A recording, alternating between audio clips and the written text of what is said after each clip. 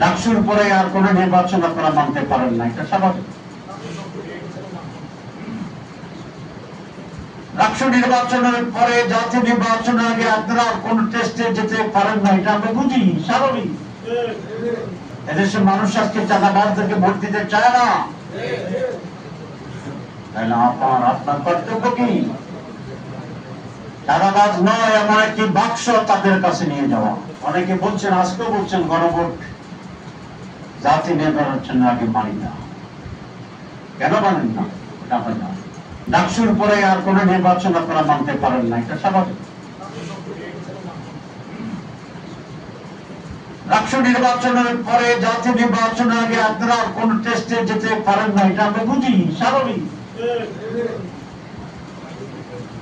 জাতীয় নির্বাচনের আগে ডাকসু আর ডাকসুর পরে আপনারা একটা টেস্ট কেসে যাবেন, এটা কমন উইজডম তো অবশ্যই বলে না। সুতরাং আপনারা কেন যাবেন না? কারণ গণভোট যদি জাতীয় নির্বাচন আগে হয়, তাহলে 80% লোক রিফর্ম সংস্কারের পক্ষে ভোট। আপনারা তো সংস্কার চাচ্ছেন না বলে দিচ্ছেন। আপনাদের নেতা, সাবেক সেনা নেতা, উচ্চ পর্যায়ের সেনা অফিসার, নাম বলতে চাই না, তিনি বলেছেন সংস্কারের কোনো প্রয়োজন নাই। এবং ওনাকে আমি ধন্যবাদ জানাই। যিনি অকপটে সেনাবাহিনীর লোকেরা কিন্তু একটু স্টেট কার্ড পান।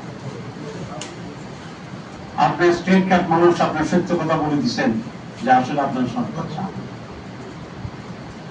আর যারা নন সৈনিক নেতা, তারা অবশ্যই একটু এদিক ওদিক একটু বেশি করছে, বলে না, এই অবস্থা, কথাবার্তা আমরা বুঝি চান না। কেন চান না এটা তো বুঝে দিলাম, নাকি? চাইতে পারেন না, কিন্তু জনগণ চান। জনগণ যেটা চায়, সংস্কার চায়। আপনি যদি সংস্কারের বিরুদ্ধে থাকেন, জনগণের গণভোট আগে চায় সেটার বিরুদ্ধে থাকেন, তাহলে তো এই কথাই বোঝা যেতে পারে যে পরে যে জাতীয় নির্বাচন আছে সেভাবে জনগণের ভিতরে এক ধরনের হতাশা তৈরি হওয়ার সম্ভাবনা থাকতে পারে। কিন্তু আমরা ফেব্রুয়ারিতে নির্বাচন চাই। কি নির্বাচন? জাতীয় নির্বাচন। আমরা তার আগে গণভোট চাই, কারণ মানুষ জানুক তারা কোনটাকে হা বলেছে, কোনটাকে না বলেছে। এই নির্ধারিত হয়ে যাক, হ্যাঁ পাস না পাস।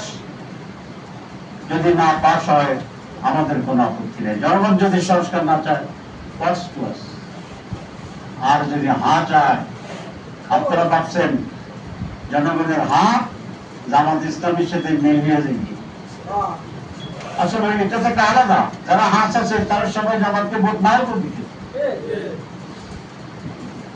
এটা একটা ম্যাথমেটিক্স এর রং হয়ে যাচ্ছে, অঙ্কে।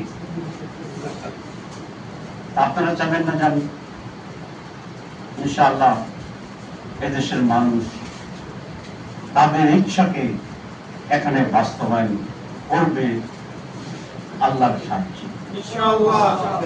এদেশের মানুষ আজকে চাঁদাবাজদেরকে ভোট দিতে চায় না, তাহলে আপনার কর্তব্য কি? চাঁদাবাজ নয়, এমন একটি বাক্স তাদের কাছে নিয়ে যাওয়া। চাঁদাবাজকে ভোট দিতে চায় না, আপনার বাক্স খুঁজে পায় না, তাহলে এই ভোটটা কি হবে? নষ্ট হবে। আমাদের দায়িত্ব হচ্ছে আজকে চাঁদাবাজ মুক্ত একটি বাক্স মানুষের কাছে নিয়ে রেখে দিবেন। বাক্সের গায়ে এটি চাঁদাবাজ মুক্ত মানুষের বাক্স। পারবেন লিখতে? ভোট ক্যাম্পেইনে যখন যাবেন, এরকম একটা বাক্স নিয়ে যাবেন।